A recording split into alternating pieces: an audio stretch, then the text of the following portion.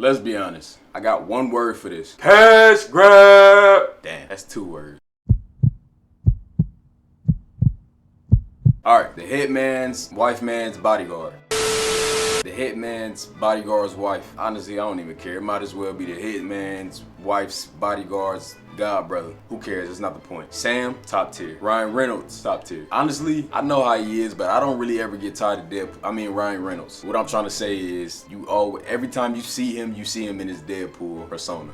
For me, that's just the type of actor that he is when he's in a comedy. So the Mafia took Darius Kincaid, or Sam Jackson. His wife recruits Ryan Reynolds to go get his ass. Been there, we done done that. Antonio Banderas, the bad guy, he wants Greece to be on top, so he's trying to destroy Europe and whoever else ain't Greece, I guess. I don't know, he want to start with Europe. His plan is to knock out power grids and turn Europe into the Dark Ages. The only thing carrying this movie is the actors.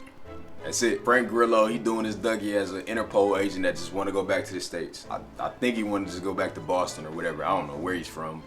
He just wants to go back.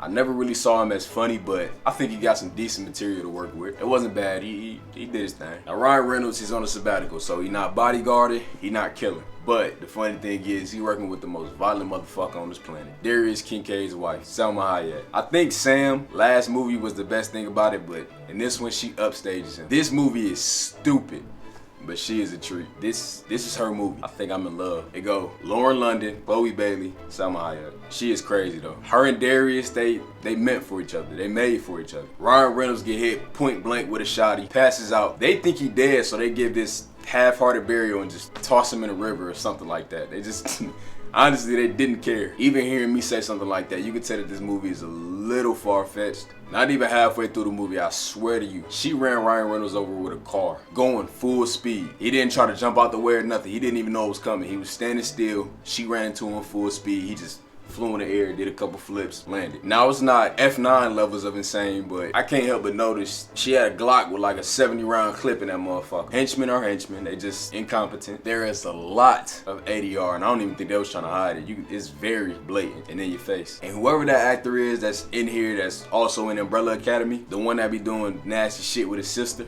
yeah, he trash. I don't even know why he in here. He should not have got paid for this shit. I can act better than him. The CGI is bad. It's horrible. You would think somebody like me made it.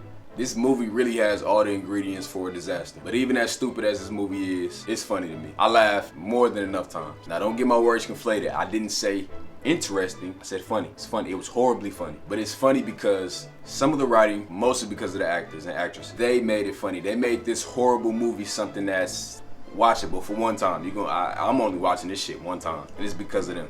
It was pretty much a waste of time. Banderas' talent, it was wasted. It was just non-existent in this one. He wasn't even funny. He really just looked goofy. Every time you saw him, it was just diminishing returns. Every time he got on screen, he looked worse and worse. I was like, who told you to wear that shit? I don't know if that was the movie doing that or what, but he just looked horrible. The joke about Morgan Freeman being Ryan Reynolds' father, that was funny, but after that, it just turned into nothing. They probably should have just left it where it was when he first came, and then he left, and then it turned into him working for the bad guy and wanting to kill his son and being ashamed of his. It was why would you do that? I don't. But yet again, another waste of a legend in this movie. Really, this movie deserves an F, but I can't give nothing with Sam into the F. I'm sorry. And Salma Hayek did her thing, so it gets a D-. It gets a D-. I don't ever want to see this movie again. Even if I wanted a good laugh, this is not the movie that I would go to.